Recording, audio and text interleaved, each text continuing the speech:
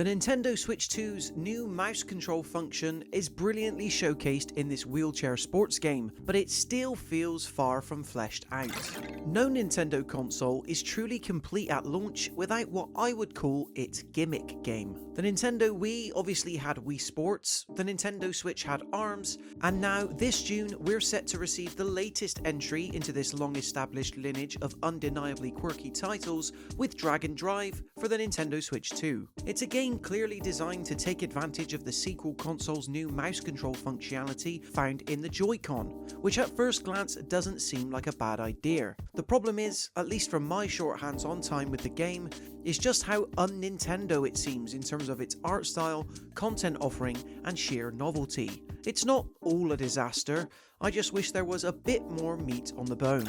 The basic setup for Drag and Drive is this. 2 teams of 3 basketball players compete to score as many points as possible. A simple enough concept? You bet. Adding an interesting spanner into the works, however, is the fact that every player is strapped to a sort of futuristic wheelchair, which can only be controlled using the Nintendo Switch 2's 2 Joy-Con controllers face down in mouse mode. As you would with a wheelchair in real life, getting around means pushing forward and back in big strides in order to build up speed, and then adjusting the position of your hands as necessary to go faster, slow down, and make any sharp turns in the hopes of scoring a basket. In the moment, the novelty of using your Joy-Cons to get around in this way and compete against others feels great. In fact, the mouse controls didn't once fail to register my input, and bashing into members of the rival team so as to knock the ball out of their hands was thrilling and satisfying in equal measure when experienced in a bite-sized fashion. Unfortunately, it's pretty much every other aspect surrounding this core gameplay loop that left me a little cold.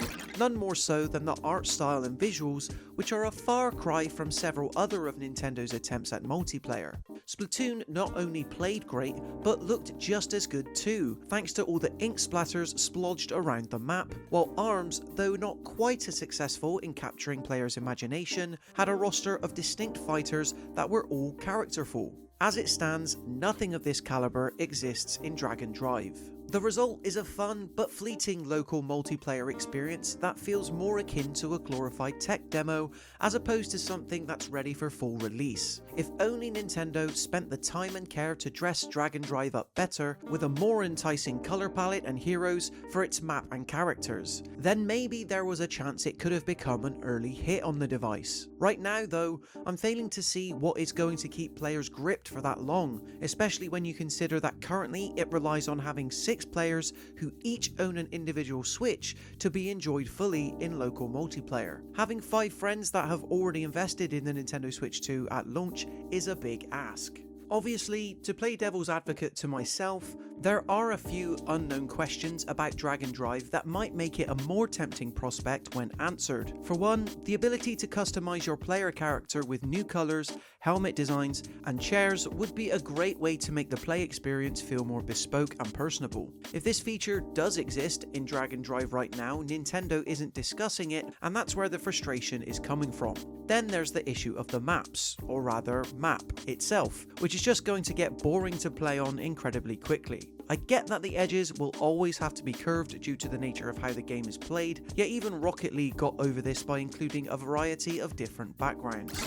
In the end, I can't help but feel like Drag and Drive is somewhat being sent out to fail. The core gimmick of competing against others on a basketball court while using the Joy-Con's mouse controls is inherently fun in the moment.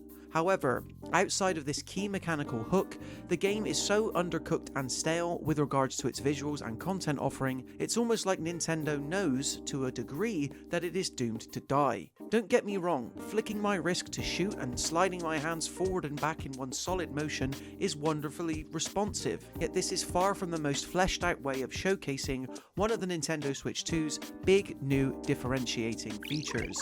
And that just about sums up my thoughts on Drag and Drive. What are your thoughts? Be sure to let us know in the comment section below. And then why not subscribe to the Mirror Gaming YouTube channel to stay up to date with even more videos like this. Until next time, thank you so much for watching, and we'll see you in the next one.